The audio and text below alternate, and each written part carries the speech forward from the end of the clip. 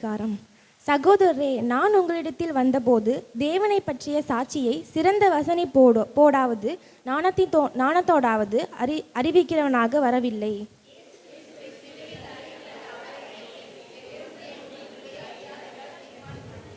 அல்லாமலும் நான் பலவீனத்தோடும் பயத்தோடும் மிகுந்த நடுக்கத்தோடும் உங்களிடத்தில் இருந்தேன்.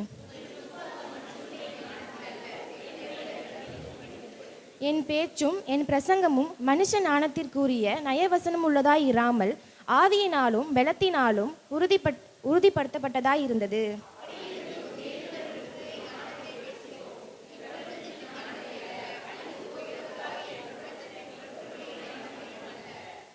உலக தோற்றத்திற்கு முன்னே தேவன் நம்முடைய மகிமைக்காக ஏற்படுத்தினதும் மறைக்கப்பட்டதுமாயிருந்த இரகசியமான தேவ ஞானத்தையே பேசுகிறோம்.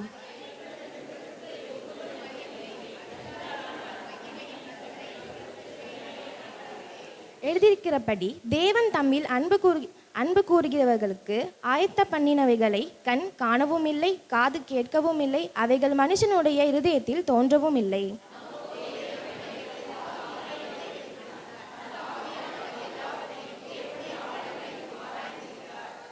மனுஷனில் உள்ள ஆவியே அன்றி மனுஷரில் எவன் மனுஷனுக்குரியவைகளை அறிவான்?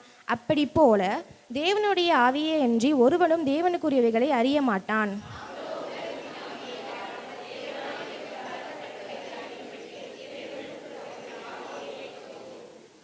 அவைகளை நாங்கள் மனுஷ ஞானம் போதிக்கிற வார்த்தைகளாலே பேசாமல் பரிசுத்த ஆவி பேசுகிற வார்த்தைகளாலே பேசி ஆவிக்குரியவைகளை ஆவிக்குரியவைகளோடு சம்பந்தப்படுத்தி காண்பிக்கிறோம்.